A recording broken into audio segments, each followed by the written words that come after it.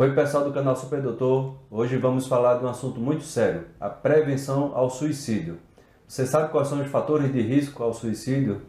Como ajudar pessoas que têm pensamentos suicidas? É isso que vamos ver no vídeo de hoje. Vem comigo!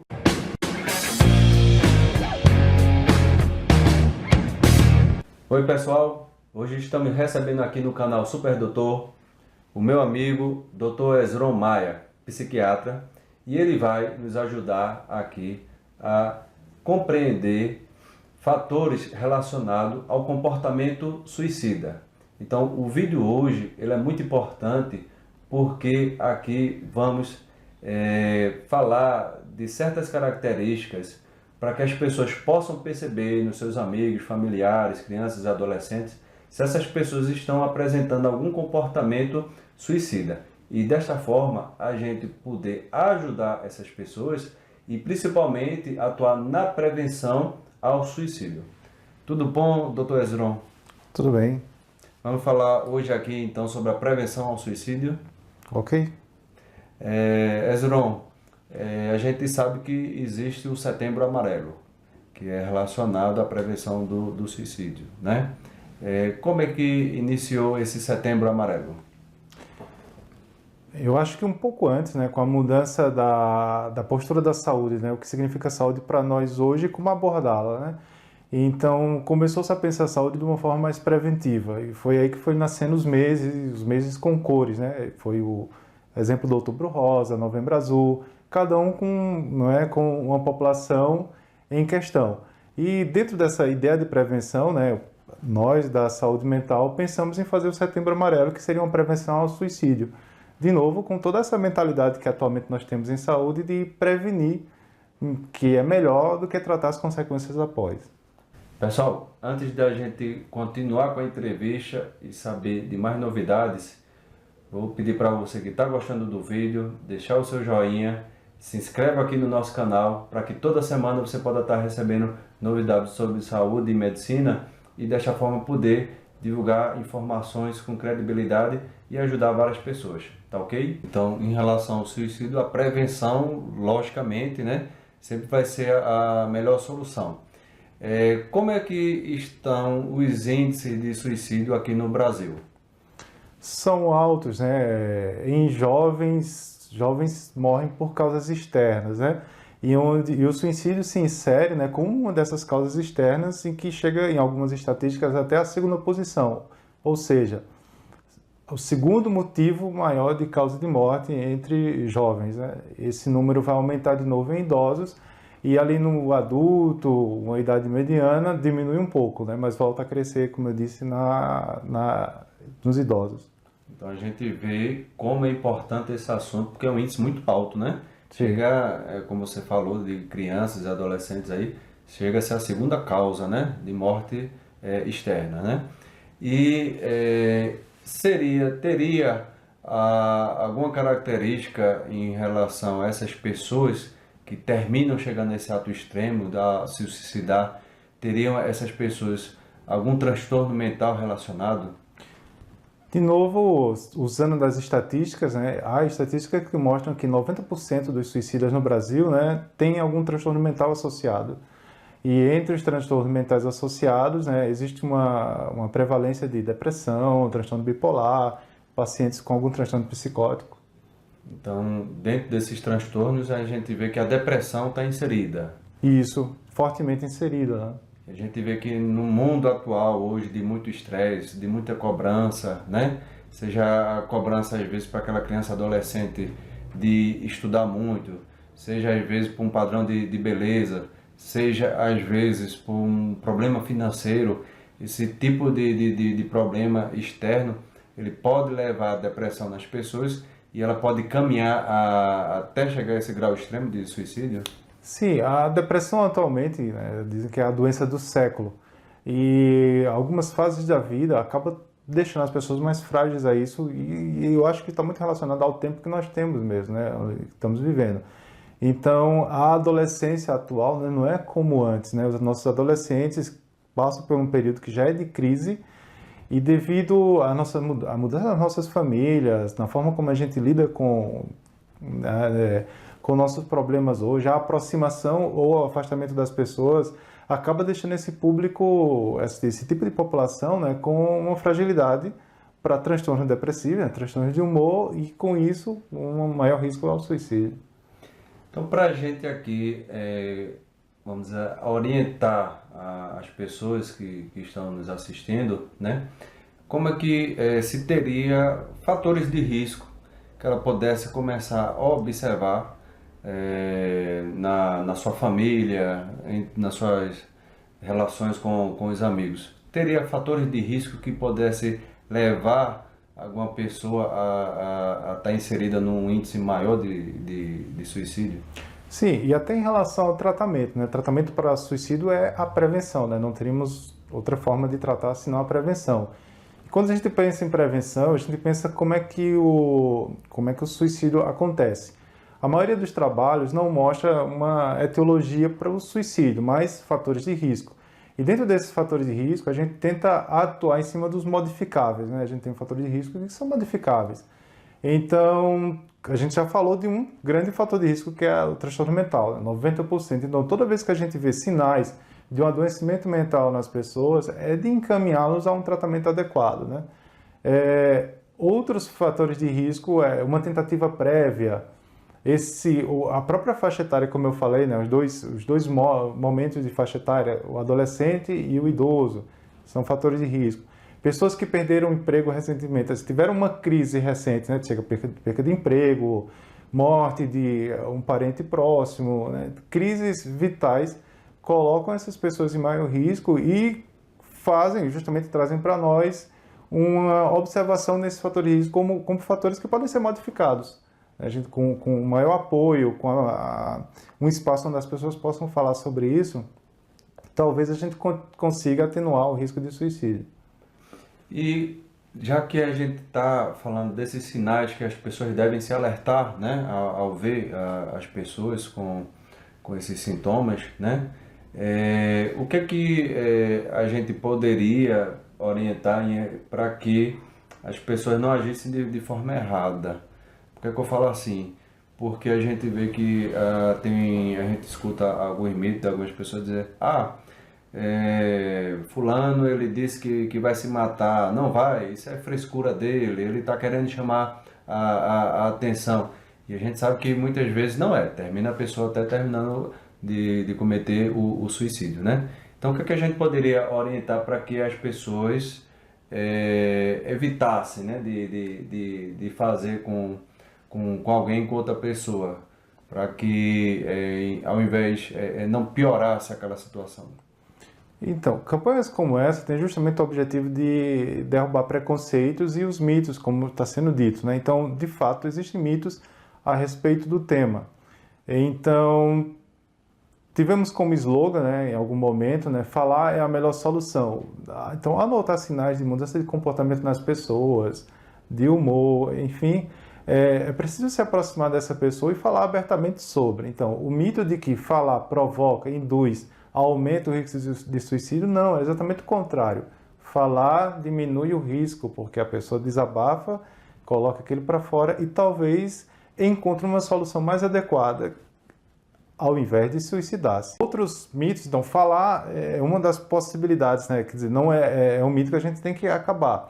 Outro é de fato isso que é dito, né? Que alguém que tenta, né, ele não quer se matar de fato. Olha só, ele pode estar de fato usando isso como uma comunicação, que de forma preconceituosa eu estou chamando de que ele está querendo aparecer. Verdade, pode ser verdade que ele queira aparecer. Então é preciso que a gente acolha isso e entenda se é uma comunicação, o que é que essa pessoa está querendo nos dizer com isso. A maioria dos suicídios, né, vem de um ato impulsivo, né? Ou alguns autores até falam isso, né? Todo ato suicida é um ato impulsivo. A pessoa não teve tempo para pensar. E sendo assim, ele pode errar e errar muito, errar com a consequência de se matar mesmo. Então, existem tentativas que, ainda bem que são frustras, mas existem algumas que dão certo e pode ser justamente porque a pessoa errou na medida. Então, tentar chegar e ajudar essas pessoas para que elas não tentem de novo, porque como eu falei um pouco atrás, uma tentativa prévia aumenta em 5 a 6 vezes o risco da pessoa vir a de fato suicidar-se. Então, a gente tem que estar sempre atento a isso.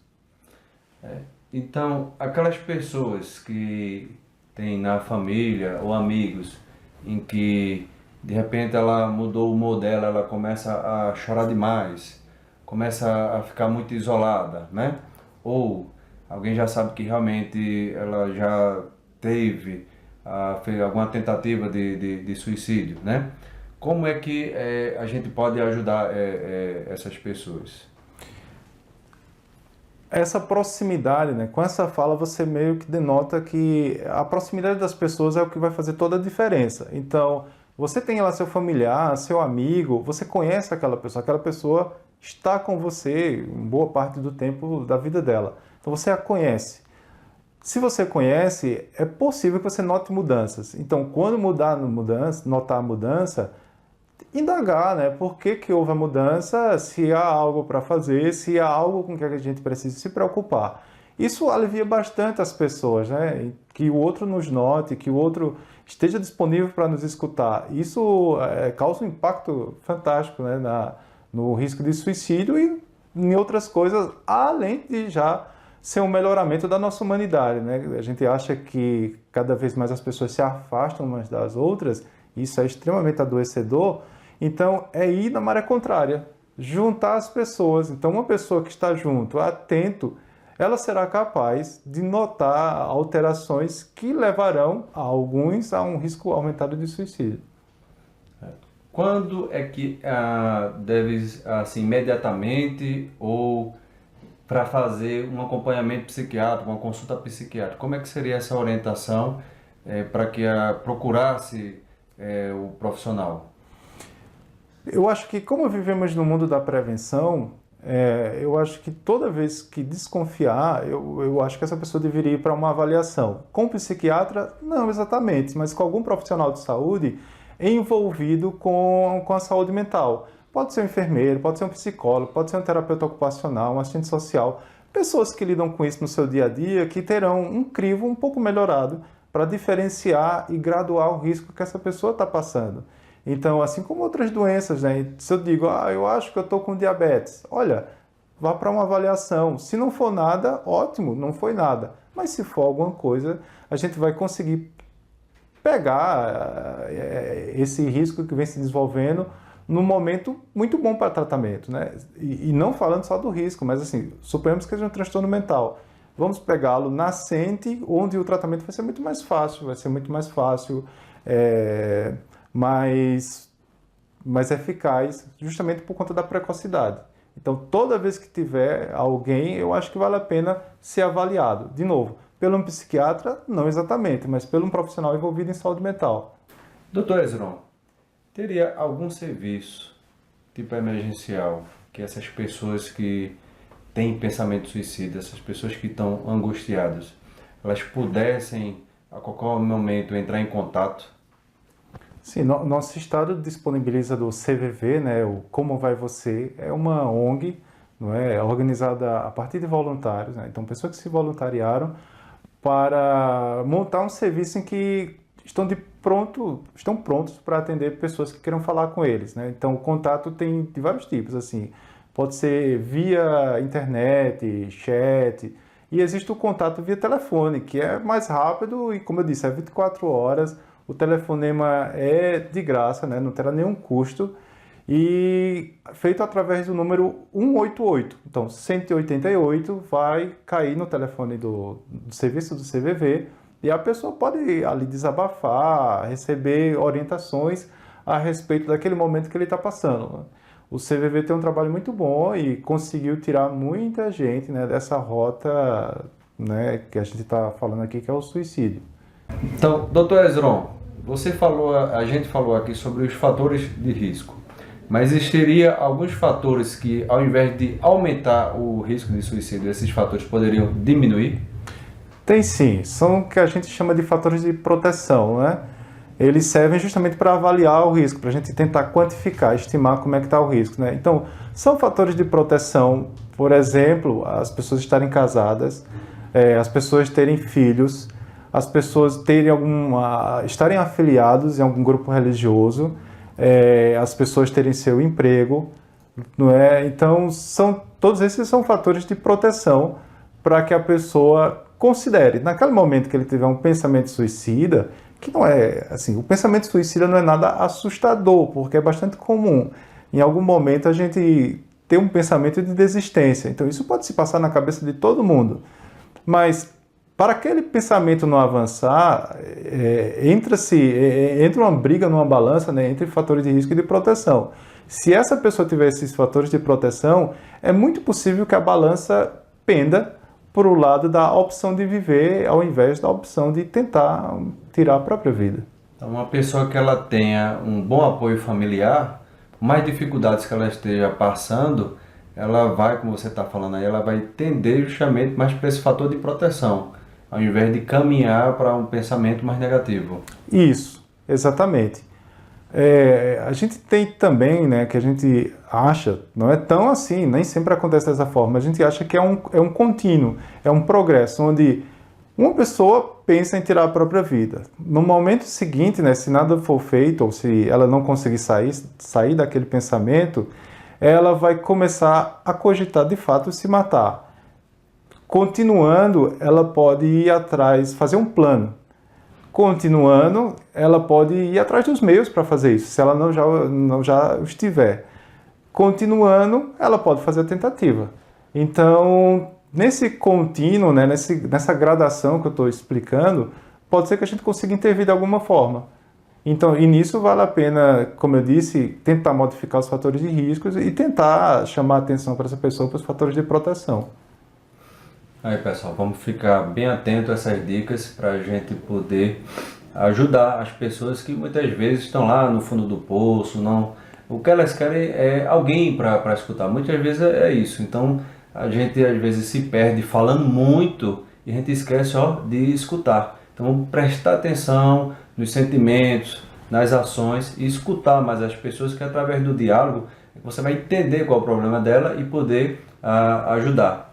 Qual seria uma mensagem que a gente pudesse passar para o público para que eles pudessem compartilhar justamente essa, que eu acho que é muito importante, esse fato da prevenção ao suicídio? Isso que você falou, né, que está envolvido também com os mitos, assim, o escutar. Não adianta dizer para a pessoa, não pense nisso, tudo vai ficar diferente. Não adianta, assim, a postura diante do outro que está com risco é o escutar. Escutar sem tentar também aconselhar, escutar, tentando compreender, tentando não ter preconceito, tentando ter uma abertura para aquilo, uma abertura para a pessoa. Isso funciona muito mais, né, do que você, às vezes, tentar arrancar aquele pensamento da cabeça da pessoa. Isso, às vezes, causa mais envergonhamento, mais humilhação, né, sentimento de humilhação, que pode piorar o risco, né? Então, eu acho que um ouvido atento parece ser uma das coisas que determina, de fato, o impacto no risco, né? Diminuindo ele. Joia. Então, vou agradecer aqui ao meu amigo Dr. Esdron. Eu que agradeço. Psiquiatra especialista aqui no assunto. Bom, pessoal, vamos compartilhar esse tipo de informação para que a gente possa ajudar essas pessoas que estão nesse sofrimento, com esses pensamentos, para que ela não venha a cometer esse tipo de ato, né? E a gente tem sim essa obrigação de ajudar essas pessoas que merecem viver, né?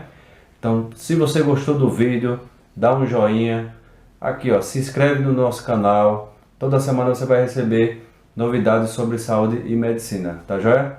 Então, mais uma vez, obrigado, grande abraço para todos, beijo, até a próxima, pessoal, tchau, tchau!